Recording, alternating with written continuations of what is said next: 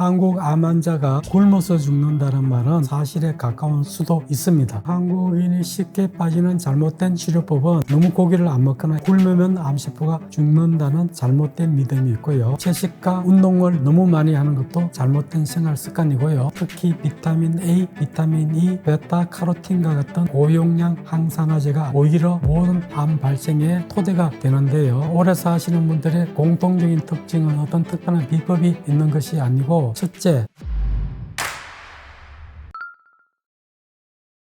암의 유전적 영향을 받는 것은 5에서 10% 정도이고요. 생활 습관과 환경의 영향이 90에서 95% 정도로 많이 영향을 받고, 그 환경적인 요인이 DNA의 손상을 누적시켜서 나중에 암이 발병하게 됩니다. 그래서 유전적인 취약성을 갖고 태어났더라고 하더라도 나쁜 습관과 나쁜 환경에서 살면은 빨리 암이 생길 수 있는데 반해, 좋은 습관과 좋은 환경에서 살면은 나쁜 유전자를 갖고 태어났더라도 안 될 수도 있습니다. 또 건강한 체질로 태어났더라도 나쁜 환경과 나쁜 습관으로 살면은 암이 될 수도 있죠. 우리가 간과하는 가장 중요한 발병 원인은 만성염증입니다. 저강도 염증, 미세염증이라고도 하는 아주 가벼운 염증을 비롯해서 만성염증이 있게 되면은 거의 모든 암 발생의 배경이 되는, 토대가 되는데요. 스트레스가 많다든지 수면이라든지 휴식을 잘 취하지 못한다든지 이렇게 되면 몸에 활성산소가 증가하고 면역력이 떨어지거나 자가 면역 질환이 생기고 만성 미세염증이 생길 수가 있죠. 그게 암이 좋아하는 종양 미세 환경을 잘 만들게 됩니다. 우리가 알고 있는 일시적으로 급성염증, 굶었다든지 이런 걸 이야기하는 게 아니고요. 쉬운 예로 잠을 자고 났더니 얼굴이 많이 붓고 무겁다, 이것도 염증입니다. 그리고 알러지가 생기는 것도 염증이고요. 관절염, 류마티스, 퇴행성 관절염, 염자가 붙는 게 다 염증이라고 보시면 됩니다. 그래서 비만일 때도 염증 물질이 많이 나오고요. 단 걸 많이 먹어도 올 수 있고, 트랜스 지방을 많이 먹거나 이래도 올 수 있고, 스트레스가 많아도 올 수 있고, 너무 노동을 심하게 해서 몸이 힘들어도 올 수 있고, 여러 가지 조건에서 이런 염증 유발 물질들이 많이 분비가 될 수 있습니다. 그래서 피부 트러블이 있거나 몸이 무겁거나 피로하거나 이러면은 병원에서 고민감도 CRP라는 검사하는 그런 물질이 있습니다. 그런 걸 검사해서 미세 염증이 있는지 확인을 하고 있다면은 그걸 없애는 노력을 할 필요가 있습니다. 암의 진행 정도를 봐가지고 1기, 2기, 3기, 4기로 나누는데요. 4기는 암이 다른 장기로 전이된 암을 4기라고 합니다. 이와 달리 생존할 수 있는 예후에 따라서도 분류를 하는데요. 6개월 미만 생존 가능한 경우를 말기암이라고 합니다. 4기라도 간에 전이된 대장암의 경우는 5년 생존이 가능하므로 말기암은 아닙니다. 기억에 남는 두 분을 소개하겠습니다. 첫 번째는 3개월밖에 살 수 없다던 복막 등으로 전이된 말기 이암 환자였습니다. 항암 치료를 이겨내는 데 도움이 되는 한약, 그리고 암에 효과가 있다는 한약으로 6개월 동안 항암 치료를 잘 받게 도와드렸습니다. 2년이 지났는데도 잘 지내고 계시고요. 두 번째는 아픈 기억입니다. 지인의 요청으로 잠깐 상담해드렸던 60대 후반의 사업가였습니다. 내시경 사진을 보니까 한 이암 2기 정도로 되어 보였는데요. 수술을 거부하고 대신 암을 잘 치료한다는 도인으로부터 이상한 액상 물질을 받아 드시고 계셨습니다. 이걸 복용하고부터 식욕이 돋고 입맛이 돌고 해서 본인은 암이 낫고 있다고 그렇게 이야기를 하셨습니다. 그렇지만은 내시경을 했던 대학병원에서도 늦었지만 지금이라도 수술을 받아야 된다고 자꾸 연락이 오고, 저도 꼭 수술을 받아야 된다고 말씀을 드렸지만은 본인은 민간요법을 더 믿는다고 해서 어쩔 수 없었는데요. 그 이후에 1, 2년 지나면서 운명했다는 안타까운 이야기를 전해 들었습니다. 이렇게 암은 치료를 하지 않으면 생명을 앗아갈 정도로 무서운 질병입니다. 통계청 자료에 의하면 2023년 기준 사망 원인 단연 1위가 암으로 19.1% 정도가 되고요. 그 다음으로 심장질환과 폐렴, 뇌혈관 질환 등이 그 다음 순으로 사망률이 높습니다. 그래서 암은 무엇보다도 의학적 치료가 먼저고요. 조기 진단, 조기 치료가 굉장히 중요합니다. 먼저 해야 될 일은, 첫 번째는 환자의 심리적 불안을 해소시켜 주는 것이 굉장히 중요하겠죠. 그러면서 암을 반드시 정복시켜드리겠다고, 반드시 낫게 해드리겠다고 안심을 시키는 것이 굉장히 중요하고요. 두 번째는 의료진과 소통을 잘해서 정확한 진단을 알고 가장 좋은 치료 옵션을 잘 상의해서 그대로 치료를 받는 것이 굉장히 중요하고, 세 번째는 암 환자에게 발생하기 쉬운 영양 부족이라든지 체력 저하, 면역력 저하 등이 치료와 회복에 절대적인 영향을 미치므로 이런 것을 잘 챙겨드려야 됩니다. 가족이 암 환자에게 해야 되는 첫 번째는 환자의 말을 잘 들어야 되고요. 두 번째는 정서적 지지를 같이 그런 걸 느껴줘야 되고요. 동행을 해야 되고 생활 관리를 해줘야 되는 그런 문제가 있고요. 하지 말아야 할 것으로서는 무책임한 위로, 건성적인 답변, 정보 폭탄, 어떤 게 좋더라 이런 걸 이제 자꾸 강요하거나 억지로 긍정하는 거, 무조건 낫는다 터무니없는 긍정을 하거나 또 이야기를 할 때 환자를 배제하고 이야기하면은 내가 죽던 이야기를 하는갑다 이렇게 생각하기 쉽겠죠. 그리고 가잉 보호하는 거, 이런 것들이 하지 말아야 될 대표적인 행동입니다. 세계보건기구 등에 의하면 전체 암 발병의 30에서 50%는 식습관과 생활 개선만으로도 예방이 가능하다고 합니다. 암 예방을 위해서도, 암 치료 반응을 높게 하기 위해서도, 부작용을 줄이기 위해서도 음식이 굉장히 중요합니다. 면역력과 세포 재생의 바탕은 음식이기 때문입니다. 첫 번째는 가공육, 두 번째는 태운 고기, 세 번째는 트랜스 지방. 이 세 가지는 거의 먹지 않고요. 술과 설탕과 가당 음료, 다섯 번째는 젓갈 같은 염장 음식은 가능하면 안 먹도록 노력하고 있습니다. 이 다섯 가지는 암뿐만 아니라 치매 발병에도 큰 영향을 미치는 공통적인 위험 인자입니다. 첫 번째, 가공육을 드시면은 아질산염이 많이 들어있기 때문에 장 건강을 나쁘게 하고요. 태운 고기는 벤조피렌이 많아가지고 대장암이라든지 발병에 큰 영향을 미치고, 고온으로 요리한 데는 아크릴아마이드가 많아서 안 좋고요. 또 트랜스 지방이 많이 생기기 때문에 고온으로 요리한 것은 가능하면 먹지 않고 있습니다. 그리고 술과 설탕, 가당 음료는 지방간도 일으키고 비만을 일으키고 염증 물질을 많이 분비하게 되는 그런 문제도 있고, 술 자체가 직접적인 해를 끼치기도 하기 때문에 술, 담배, 가당 음료, 설탕 이런 것은 피하고 있고요. 염장식품이나 젓갈류 같은 것은 그 자체가 소금이 많아서 혈관 질환을 일으키기도 하지만은 짠 음식 자체가 위를 자극을 하기 때문에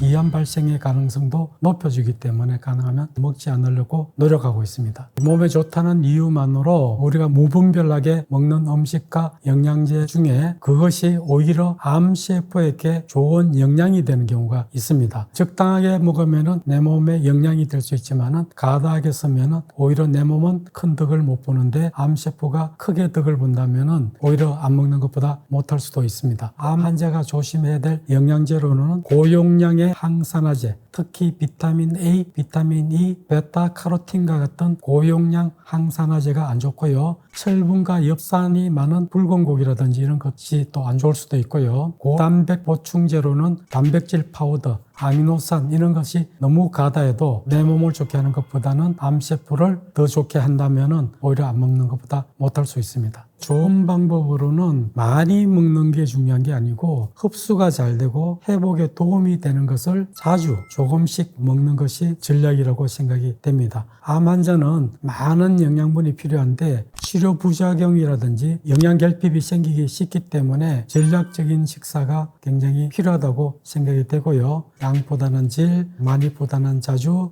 고영양, 고흡수를 원칙으로 단백질, 건강한 지방, 비타민 등을 균형 있게 먹는 것이 중요합니다. 채식과 운동이 좋기는 하지만은 암의 재발을 줄여주는 절대인자는 아니죠. 보조인자이죠. 그래서 절대적인 보장은 아니고 채식과 운동을 많이 하는 것이 좋다는 이야기지 그것만으로 충분하지는 않습니다. 그래서 암 재발이 되는 이유는 첫 번째는 잘못된 생활 습관입니다. 채식과 운동을 너무 많이 하는 것도 잘못된 생활 습관이고요. 두 번째는 잠복암이 있느냐 없느냐에 문제가 있고요. 세 번째는 암의 성격이 돌연변이가 심하거나 여러 종류의 스타일의 암들이 섞여 있는 암의 생물학적 특성 특성이 다양할 경우, 네 번째는 종양 미세 환경이나 만성 염증이 있느냐 없느냐, 다섯 번째는 환자의 면역력에 따라서 재발이 되고 안 되고에 큰 영향을 미칩니다. 재발 방지를 위해서 특별한 음식을 잘 먹거나 보조제를 잘 먹는다고 해결되는 것이 아니고요. 면역이라든지 대사라든지 호르몬이라든지 염증 상태라든지 이런 몸 전체의 환경을 건강하게 유지하는 것이 좋습니다. 첫 번째, 금연 절주를 해야 하고요. 두 번째는 균형 있는 식단으로 음식을 드셔야 되고, 세 번째는 꾸준한 운동과 신체 활동이 중요하고, 네 번째는 충분한 휴식과 수면이 필요하고, 다섯 번째, 마인드 컨트롤이 굉장히 중요합니다. 이 다섯 가지가 재발 방지의 핵심 요소라고 말씀드릴 수 있습니다. 첫 번째는 대형 병원 쏠림. 어디 병원이가 유명하고 어떤 의사가 유명하다를 너무 찾는 경향이 있죠. 그래서 유명한 병원, 유명한 의사가 꼭 나에게 가장 좋은 의사일 수는 없겠죠. 모든 사람한테 집중적으로 성의를 다할 수 없는 그런 측면도 인간이기 때문에 있을 수 있습니다. 그리고 두 번째는 수술이라든지 항암 치료라든지 방사선 치료를 표준 치료 거기에 맞춰서 그런 경향이 또 환자한테 덕이 되지 않을 수 있는데요. 환자의 특징에 맞게 치료할 수 있는 걸 고려해 줘야 되는 그런 문제점이 있다고 생각이 되고요. 세 번째는 치료를 받으면 체력이 급격하게 떨어지는데 이를 회복시켜 줄 수 있는 면역이라든지 영양관리라든지 통합적인 시스템이 부족한 것 같습니다. 한국 암 환자가 굶어서 죽는다는 말은 비유적인 말이지만 사실에 가까운 수도 있습니다. 암 환자 사망 원인은 영양실조, 체중 감소, 먹어도 자꾸 몸이 마르는 악액질 이런 이유로 주로 사망을 하죠. 한국 의료는 치료 중심이라 영양, 면역, 재활 관리가 매우 부족하죠. 따라서 암 환자에게 치료만큼 중요한 영양과 근육 관리를 잘하고 환자 맞춤형 영양 보충제를 활용하고 염증이라든지 대사 균형을 조절하는 통합적인 관리가 굉장히 중요한 시점이라고 생각을 합니다.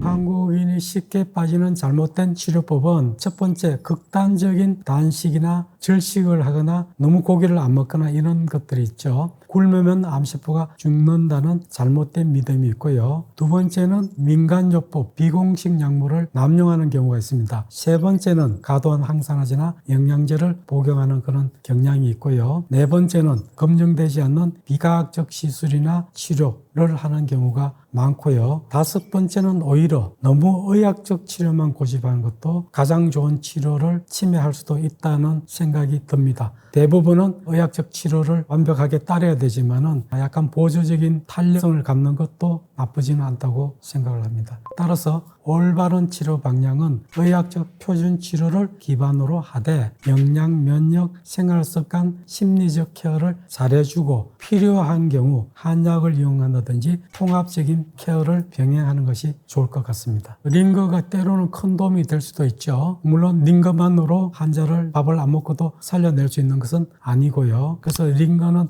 응급치료라든지 다른 약물을 투여하기 위해서 혈관의 루트를 확보한다든지 또는 탈수증, 전해질 불균형을 교정하기 위해서 또는 부족한 영양소를 일시적으로 보충하기 위해서 링거가 좋은 치료제가 될 수 있습니다. 그렇지만 아무것도 안 먹으면서 링거만으로 영양을 충분히 공급하거나 면역력을 회복시키거나 질병을 회복하기에는 턱없이 부족한 그런 면이 있습니다. 비싼 약이 왜 비쌌냐면은 만들기가 힘들고 공정값이 많이 들기 때문에 비싼 거죠. 그래서 비싸다고 꼭 좋은 거는 아닌데요. 비싼 약이 일반적으로 새로 나온 신약, 표적 치료제라든지 면역 항암제 같은 약들이 굉장히 고가인데 이 고가 약이 모든 암 환자한테 다 좋은 것이 아니고 특정 환자한테만 좋기 때문에 꼭 비싼 약을 쓰는 것만이 좋은 것은 아닙니다. 원가가 싼 약이라도 나한테 맞는다면 그게 더 좋은 약이고요. 비싸다고 꼭 좋은 약은 아니다. 그렇게 말씀드릴 수 있습니다. 양방에서는 부작용에 대한 대증 치료, 토한다면은 토하지 않게 하는 치료를 하거나 그 증상의 원인을 없애는 그런 치료를 하게 되죠. 그래서 수혈을 하거나 영양제를 보충하거나 백혈구를 교환해 주거나 이런 치료를 할 수 있고요. 한방에서는 오장육부에 평형을 맞추고 기혈순환을 도와주고 체력을 높여주는 치료를 하게 되죠. 그래서 의학적인 치료와 한방의 체력을 돕는 이런 치료를 같이 해드리는 것이 좋습니다. 항암제는 암세포가 빨리 자라기 때문에 빨리 자라는 세포가 부서지게 이렇게 만든 약이죠. 그래서 우리 몸에도 빨리 자라는 세포들이 있습니다. 모발, 손톱, 점막 이런 것들은 빨리 자라기 때문에 항암제를 쓰면 머리가 빠지거나 손톱이 빠지거나 입이 헐거나 이런 문제들이 생길 수가 있죠. 면역력을 측정하거나 이런 건 어렵죠. 그렇지만은 우리가 체력이라고 하는 거와 비슷한 면이 있는데요. 체력이 좋으면은 수술을 하거나 항암 치료를 하거나 방사선 치료 이런 거에 모두 치료 반응률이 좋아져요. 그리고 부작용도 적어지고 합병증도 적어지고 그렇기 때문에 암 치료를 잘 받기 위해서는 체력 관리, 면역 관리가 바로 치료 성과로 나타날 수 있습니다. 다만 여기서 이야기하는 면역력은 면역 체계가 가하거나 무력한 것도 아닌 균형 잡힌 상태의 면역력이 가장 강한 면역입니다. 오래 사시는 분들의 공통적인 특징은 어떤 특별한 비법이 있는 것이 아니고 첫째, 건강한 생활 습관을 잘 지키고 두 번째는 꿈이나 목표를 갖고 그걸 이루려고 성취하려고 노력을 하고 성취하면 기쁨을 누리고 세 번째는 꿈을 항상 업데이트해서 새로운 꿈을 꾸는 것이 중요하고 네 번째는 역지사지나 객관적인 마음을 갖도록 노력해서 마음이 항상 고요한 것이 중요하고 다섯 번째는 항상 베풀고 사랑하는 마음으로 넉넉하게 살게 되면 오래 살게 되는 길이 아닌가 그렇게 생각합니다. 암 치료는 장기전이죠. 그래서 치료를 제대로 받아야 하는데 이를 뒷받침하기 위해서 체력이 뒷받침돼야 됩니다. 그래서 가벼운 운동이라든지 영양관리가 중요하고 특히 마음을 잘 다스려야 하고요. 마음이 불안하면은 암이 굉장히 빨리 자랄 수 있습니다. 그래서 불안 공포가 우리 몸에 아드레날린이라든지 코티솔 같은 스트레스 호르몬을 많이 분비시키게 되고 이런 스트레스 호르몬이 암세포 막에 있는 수용체를 자극해서 암이 성장하고 전이를 가속시키기 때문에 특히 마인드 컨트롤이 굉장히 중요합니다. 그래서 어떤 교수님은 암과 친구처럼 지내라 이렇게 이야기도 하셨고요. 또 다른 방법으로는 도인들이 유체 이탈이라고 이야기하는 거 있는데요. 보통 사람은 유체 이탈이라는 걸 이해를 못하기 때문에 암은 암, 너는 너, 나는 나 이렇게 분리하면서 암을 객관적으로 바라보는 마음이 필요하고요. 항암 치료로 암 너를 떠나보냈다 이런 마음을 갖는 것이 중요합니다.